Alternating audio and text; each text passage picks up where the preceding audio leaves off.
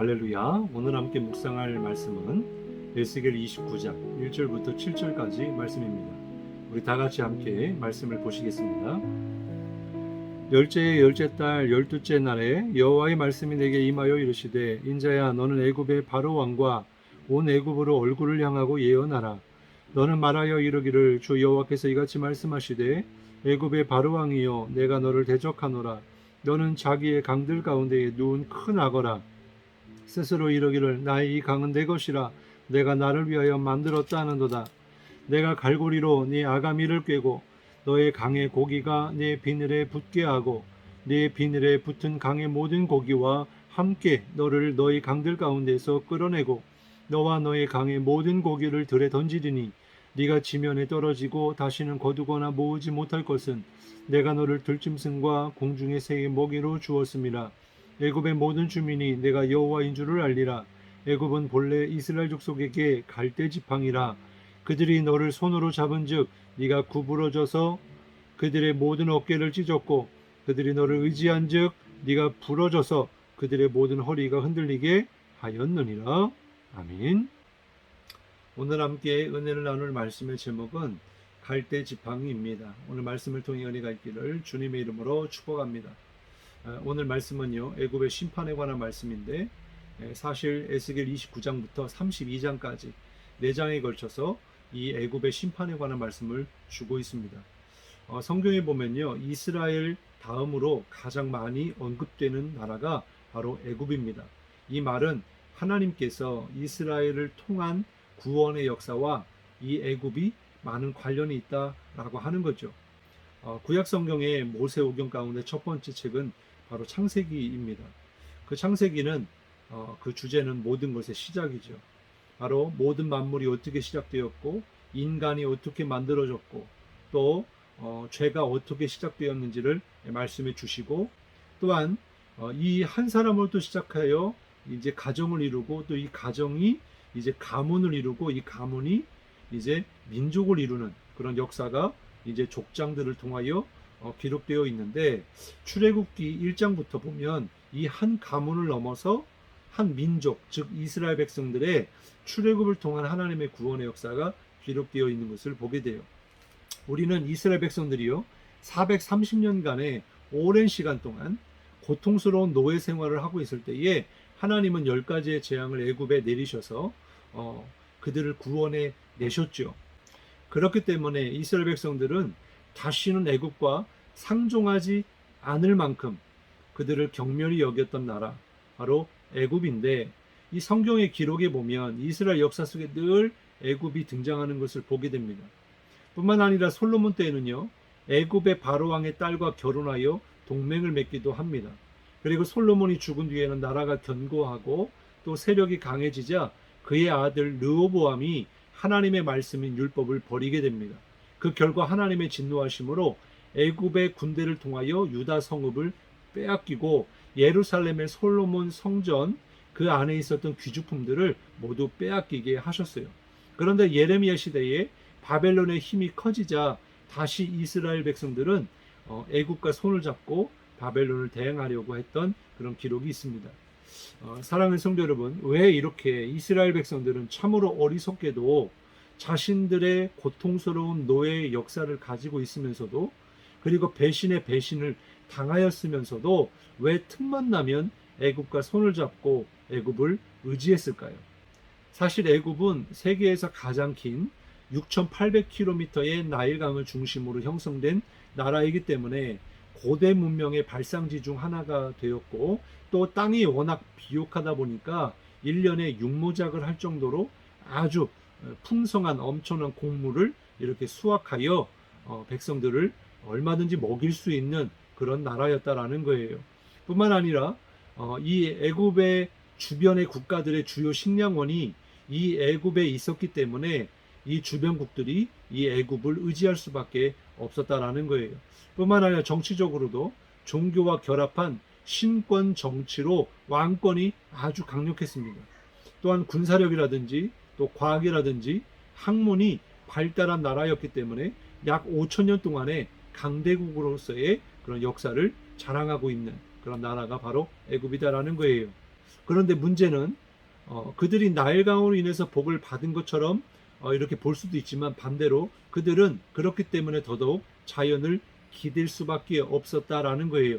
그러다 보니까 종교적 성향이 아주 강하였고 수많은 우상을 만들어서 숭배하게 되었다라는 것입니다.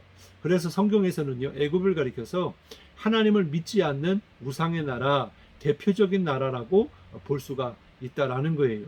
그래서 오늘 본문 말씀부터 32장까지의 결론은 뭐냐면, 그와 같이 하나님을 믿지 않는 우상의 나라, 하나님을 믿지 않는 대표적인 나라, 그들이 부강하고 또 풍성한 곡식을 많이 수확한다 하더라도, 그러나 그 나라뿐만 아니라 그 나라를 의지하는 나라까지도 하나님께서 심판하시겠다라고 하는 그런 말씀을 깨닫게 해주고 있다라는 것입니다. 그렇습니다. 우리는 여기서 한 가지를 깨달을 수가 있는데요, 바로 애굽의 특징입니다. 믿지 않는 자의 특징이죠. 29장 3절에 보면, 너는 말하여 이르기를 주 여호와께서 이같이 말씀하시되 애굽의 바로 왕이여 내가 너를 대적하노라. 너는 자기의 강들 가운데에 누운 큰 악어라. 스스로 이르기를 나의 이 강은 내 것이라. 내가 나를 위하여 만들었도다 하는도다. 여기 보니까 자기 자신이 왕이다라고 생각하는 거예요. 자기가 자기의 것, 모든 것이 다 자기가 주인이다, 자기 소유다, 자기가 만들었다, 자기의 공로다, 이렇게 자랑하고 있는 것입니다. 그래서 본문 3절에 보면 자기의 강들 가운데 누운 큰 악어라라고 표현해주고 있어요. 이것은 누구도 두려워하지 않을 만큼, 그래서 누워 있어도 걱정할 게 없을 정도로 막강한 힘을 가지고 있는 그런 자신을 자랑하고 있는 거죠. 그렇습니다. 믿지 않는 자의 특징이 바로 자기 인생의 주인이 자기 자신인 거예요. 그렇게 생각합니다. 그렇기 때문에 하나님을 의지하지 않고 자기가 가진 것을 의지하고 자랑하며 사는 거죠. 엄청난 착각입니다. 한번 바로 왕을 보세요. 그는 모든 것을 가지고 있는 왕이었습니다. 부귀와 명예와 권력을 모두 가지고 있었어요. 남부러울 것 없고 두려워할 것이 없었습니다. 그런데 출애굽기 1장 9절부터 10절의 말씀에 보면은 바로 왕이 두려워했던 것이 있어요. 바로 무엇인지 한번 보겠습니다. 그가 그 백성에게 이르되 이 백성 이스라엘 자손이 우리보다 많고 강하도다. 자, 우리가 그들에게 대하여 지혜롭게 하자. 두렵건대 그들이 더 많게 되면 전쟁이 일어날 때에 우리 대적과 합하여 우리와 싸우고 이 땅에서 나갈까 하노라 하고, 그러나 학대를 받을수록 더욱 번성하여 퍼져나가니 애굽 사람이 이스라엘 자손을 말미암아 근심하였다. 이렇게 말씀해요. 아무리 힘이 세고 강한 나라의 왕이랄지라도 아직 일어나지도 않은 일을 가지고 두려워하고, 또 한낱 노예들을 바라보며 두려워하는 것이 사람의 마음이다라는 거예요. 이것은 무엇을 의미하는 것입니까? 사람은 아무리 모든 것을 다 가지고 있어도 두려워하고 근심에 빠질 만큼 사람은 미련하고 연약하다라는 사실이에요. 우리는 참으로 많은 두려운 일들 가운데 아직 일어나지 않은 일만 가지고도 잠을 이루지 못하고 고민하며 걱정하며 염려하며 살아갑니다. 건강 문제든 또 사업 문제든 또 자녀 문제든 어떠한 문제든지 정말 그 모든 것 하나하나가 굉장한 스트레스고, 그런 걸로 인하여 무너지게 되는 것을 보게 되죠.